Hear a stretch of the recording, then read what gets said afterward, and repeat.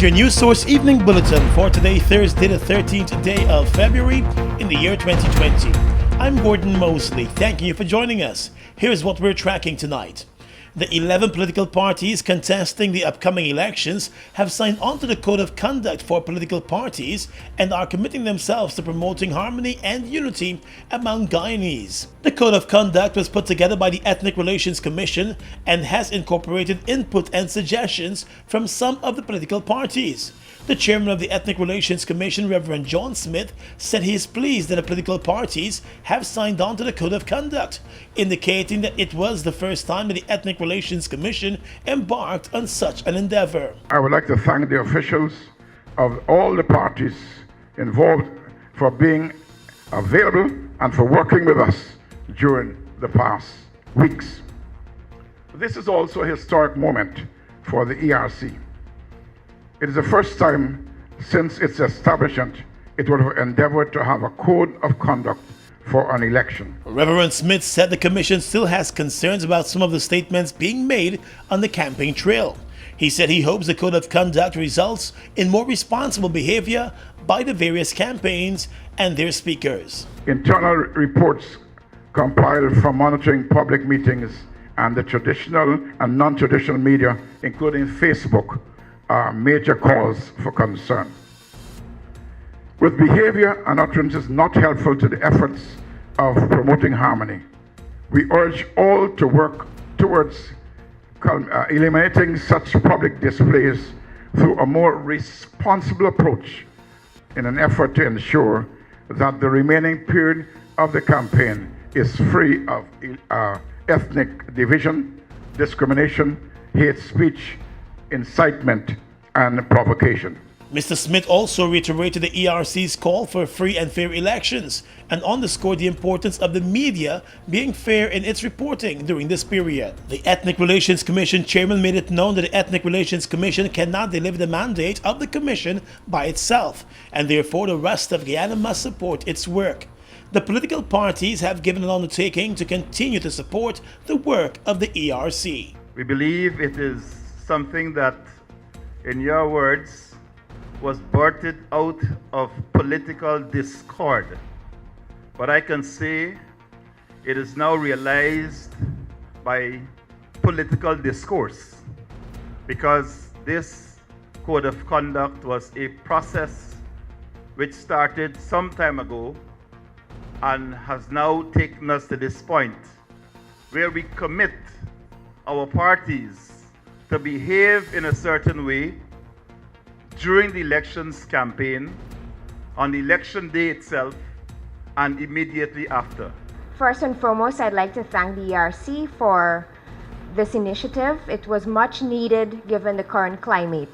I think if you go through social media and if you see some of the signs on the roads, you would really appreciate this effort that you've taken. Change Guyana has always had as its main focus inclusivity. I think that's what stemmed the formation of the party, and that's what attracted everyone to join. Mr. Chairman and members of the ERC, I would like to congratulate you for this occasion and for the preparation of this code of conduct. And your weight is not inconsiderable too, having had the power to bring all of us here to sign this document. As a new and emerging party, I have to contend with Mr. Ramkaran for that clout that he's talking about, and we hope that come March 2nd, after that election, will be run off, free and fair of course, and free of, most importantly, from violence and intimidation, that we are able to represent the Guyanese people in Parliament. More news coming up in just a moment.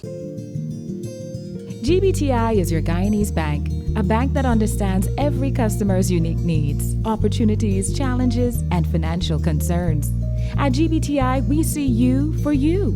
Whether you're buying a new home or car, planning your next vacation or retirement, saving for your child's future, or whether you're ready to take that bold step of investing in your dream business idea, we are with you every step of the way. We hear your stories and watch you focus on your dreams as we share your aspirations. We are more than just banking. We are a family. We are part of your community. Our commitment extends way beyond the walls of our branches and is demonstrated every day in the opportunities we provide to our individual and business customers.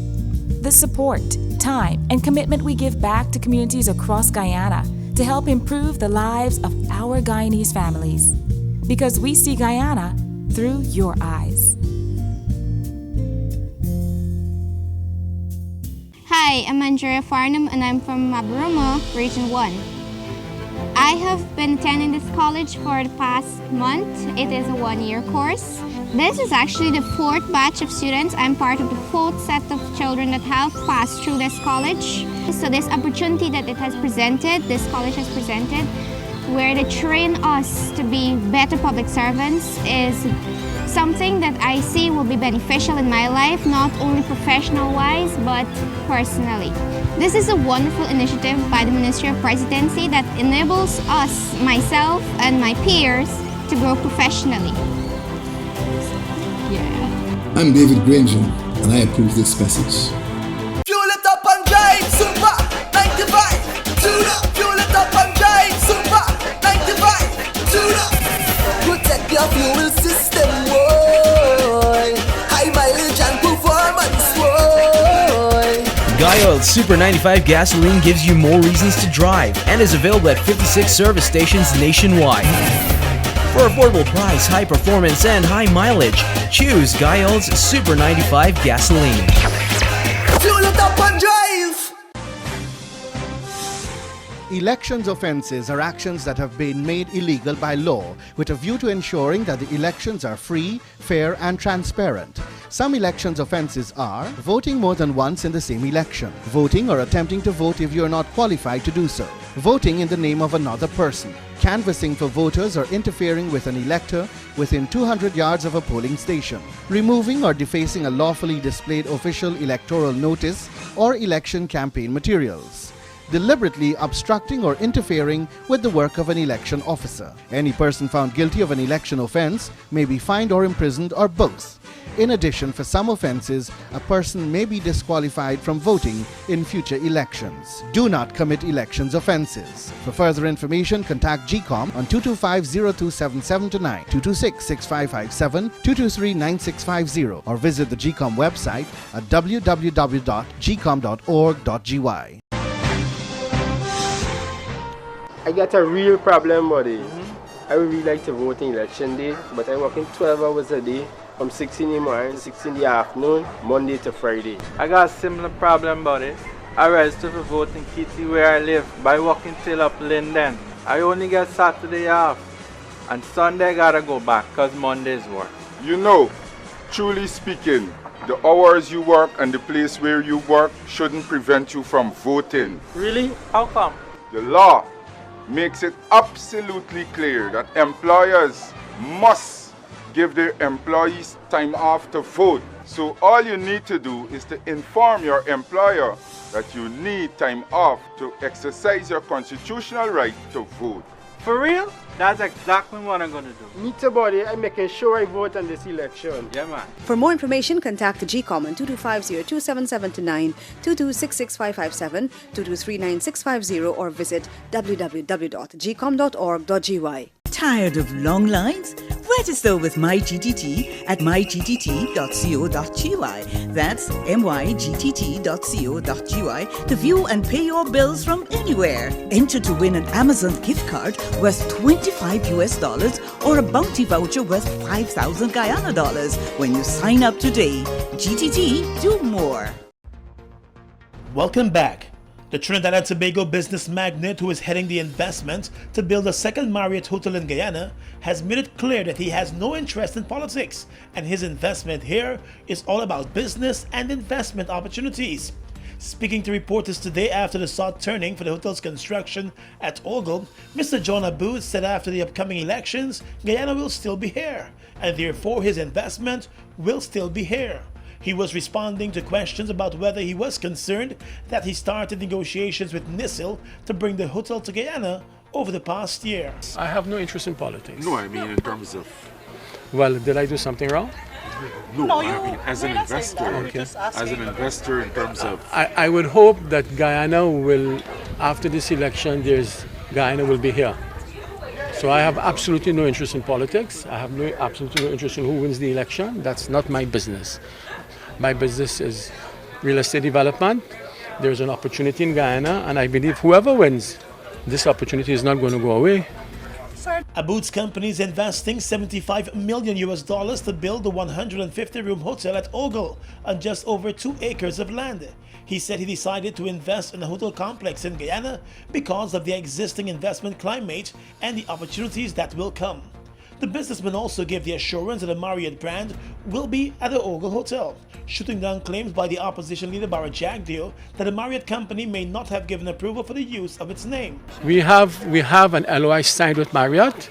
Right now we're in the process of negotiating the financial nitty-gritties, but a Marriott will be here.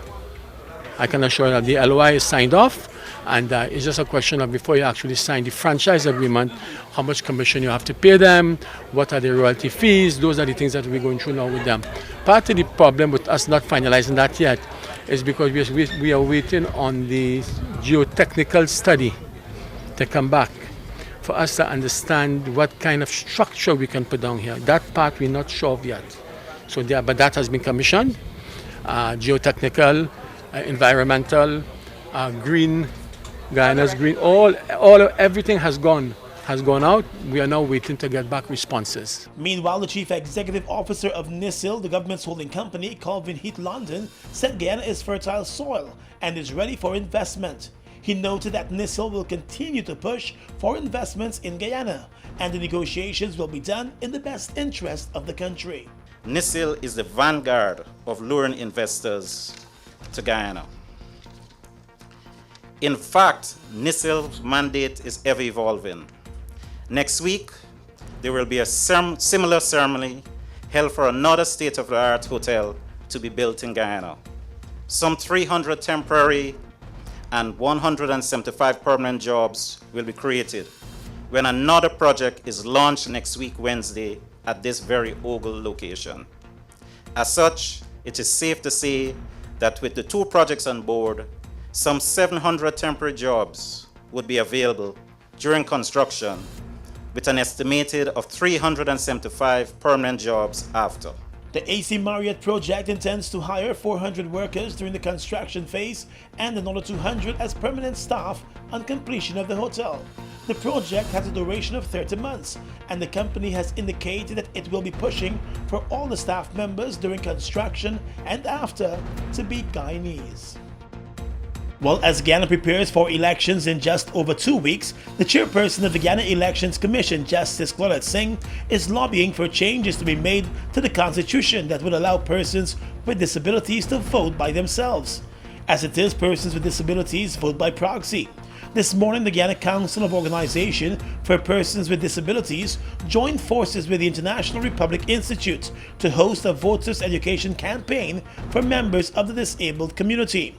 Speaking at the event, Justice Singh noted that in keeping with inclusionary measures, the Constitution ought to cater more for persons with disabilities when it comes to their voting rights and being able to vote by themselves. Presently, there is no provision in our legislation for persons with disabilities to vote with Braille. The Representation of the People Act, Chapter 103, does not make provision to enable a person who is blind or physically incapacitated to vote independently. Justice Singh added that even as the legislation has certain provisions to allow a person living with a disability to vote by proxy, she has heard of many complaints over the years of persons designated to vote for a disabled person not sticking with the choice of the disabled person. Section 31C of the Representation of the People's Act confers a right to vote by proxy to persons who are unable or likely to be unable by reason either of blindness or other physical incapacity to go in person to the polling place, or if able to go to vote unaided. This method of voting does not augur well with persons with disabilities, since there is a concern that they cannot guarantee that the individual would vote in conformity with instructions of the visually impaired electors, unless you may have a close relative or friend. While GCOM is sympathetic to these complaints, there is need to have the necessary legislation implemented. The Voter Education Initiative for Persons with Disabilities has received support from the U.S. Embassy. Ambassador Sarah Ann Lynch said the program is an important one as it supports a diverse group. Similar workshops will take place in other regions in the coming weeks. In the area of health, pregnant women along the east bank of the Marara corridor have now been given the option of delivering their bundles of joy at the Diamond Hospital. The Ministry of Public Health on Wednesday commissioned a $12 million maternity ward at the Diamond Diagnostic Center. The new facility, which also includes a neonatal intensive care unit, is the first of its kind at the Diamond Hospital. Previously, the hospital only dealt with pregnancy cases that were considered emergencies. Public Health Minister Valda Lawrence said her ministry has been making bold steps in improving the healthcare system across the country, and not just at the main hospitals. The Diamond Diagnostic Center will now be able to have women come here, mothers come and give birth to their babies in a safe and healthy environment. And in so doing, they don't have to trek all the way to the Georgetown Public Hospital, which has its own issues in terms of an overload of persons coming to the tertiary institution. The new maternity unit is being manned by 6 doctors, a staff nurse, and 5 midwives. The neonatal intensive care unit can now accommodate 3 newborns at any one time. The hospital is also outfitted with a main operating theater to readily carry out emergency surgeries after a delivery. Although the unit was officially commissioned yesterday, it went into operation last year and has since seen a successful delivery of 70 babies. The staff nurse midwife attached to the new facility said the Diamond Hospital is focusing on the 2030 Sustainable Development Goals, number 1 and 2, which refer to reducing infant and maternal mortality rates. The unit also offers clinical services, which have since reduced the number of patients at other facilities in the region. Let's tell you now that the governing APNU-AFC coalition has announced that it will launch its manifesto tomorrow, Valentine's Day. There will be a press launch in the morning, then a public launch at Stabrook Square in the evening. The manifesto is expected to outline key tenets of the decade of development in detail. Over the past few months leading up to the elections, the president has been pushing his decade of development plan, which he has indicated will see major development works all across the country. Last evening at the party's rally in the town of Mahdia, the president reminded supporters of the Decade of Development Plan. And President Granger also explained that the plan will provide economic opportunities for Guyanese all across the country. The 14th of February coincides with the signing of the original agreement that gave birth to the APNU-AFC coalition. Still in politics, opposition leader and People's Progressive Party Civic General Secretary Bharat Jagdeo dragged the oil companies into the political fray today by claiming that the oil companies operating in Guyana are working with the government to offer differing views on the Global Witness report, which raised concerns about Guyana's oil contract with Exxon. At his weekly solo press conference this afternoon, Mr. Jagdeo said he has great suspicion that the oil companies have been quietly taking a political position. So APNU has gone into a spin mode, and I suspect they are supported by the oil companies. I heard that some oil companies have even paid consultants to come and work with APNU in developing the spin messages to divert people's attention away from the Global Witness report and from the other transgressions that took place in the contract negotiations, and not just transgressions, but confusion. So some of the foreigners are here now, paid by the oil companies to help them with their PR. And they've been going around with them to various places. The oil companies have distanced themselves from the local elections campaign and have in the past shut down claims by the opposition of offering financial support to the governing coalition. Mr. Jagdeo has never provided evidence to back his claims, but today he said he has been paying attention to how the companies have addressed the Global Witness report. So, predictably, they had to denigrate the Global Witness organization. So they put out an ad and call it Global Wickedness.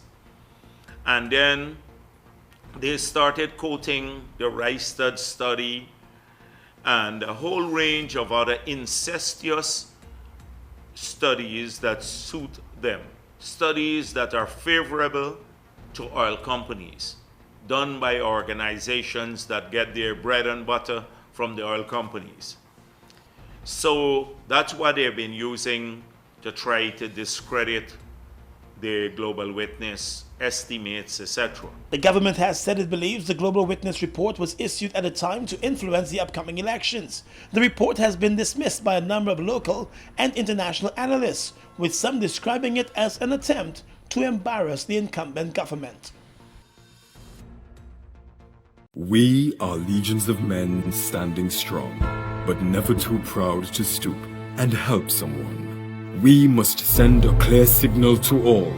Do right, walk in upright ways, knowing that's what being a man is all about.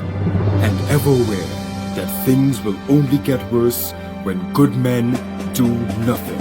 Stand strong, be the one to live right.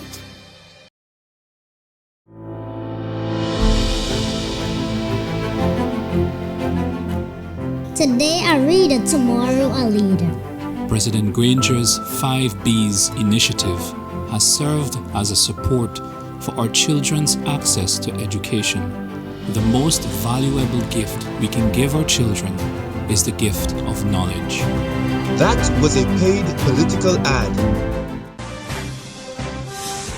Elections offences are actions that have been made illegal by law with a view to ensuring that the elections are free, fair and transparent. Some elections offences are voting more than once in the same election, voting or attempting to vote if you are not qualified to do so, voting in the name of another person, canvassing for voters or interfering with an elector within 200 yards of a polling station, removing or defacing a lawfully displayed official electoral notice or election campaign materials, deliberately obstructing or interfering with the work of an election officer. Any person found guilty of an election offense may be fined or imprisoned or both. In addition, for some offenses, a person may be disqualified from voting in future elections. Do not commit elections offenses. For further information, contact GCOM on 225-027729, 226-6557, 223-9650, or visit the GCOM website at www.gcom.org.gy. I got a real problem, buddy. I would really like to vote in election day, but I'm working 12 hours a day from 6 in the morning, 6 in the afternoon, Monday to Friday. I got a similar problem, buddy. I registered for voting Kitty where I live by walking till up Linden. I only get Saturday off, and Sunday I gotta go back because Monday's work. You know, truly speaking, the hours you work and the place where you work shouldn't prevent you from voting. Really? How come? The law makes it absolutely clear that employers must give their employees time off to vote. So all you need to do is to inform your employer that you need time off to exercise your constitutional right to vote.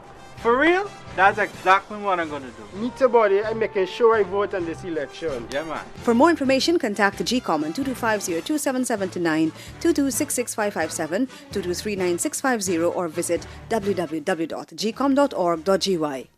Across the region right now, a team from the Pan American Health Organization landed in Jamaica today to train laboratory staff there on how to test for the coronavirus, which has killed more than 1,000 people in China. The Chief Medical Officer in Jamaica, Dr. Jacqueline McKenzie, providing an update on the measures being implemented to deal with the virus, said Jamaica is developing its own capacity to test for the virus. She said Jamaica is very fortunate because it's not every country that is going to have that capacity, but because Jamaica has a national influenza center which is located at the University of the West Indies, the country is fortunate to be able to be given the opportunity to be able to do its own testing. She said in the interim, testing is being done at the U.S. Centers for Disease Control and Prevention and at the Caribbean Public Health Agency in Trinidad and Tobago. In neighboring Venezuela, a top Venezuelan government official has confirmed that the uncle of opposition leader Juan Guaido is being held on suspicion of smuggling dangerous material into the country. Juan Jose Marquez was traveling with Guaido from Lisbon to Caracas by plane and vanished on Tuesday after being stopped by tax agency personnel. Mr. Guaido called it a cowardly move. The official did not say how Mr. Marquez would have managed to smuggle the items onto an international flight. Mr. Marquez is not the first person with links to Mr. Guaido to be arrested. His chief of staff, Roberto Morero, was detained last year and remains in prison.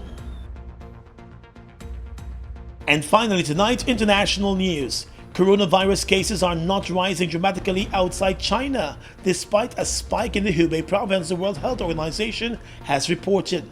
The only exception was on a cruise liner docked in Japan, where 44 new cases were reported, bringing the total there to 218.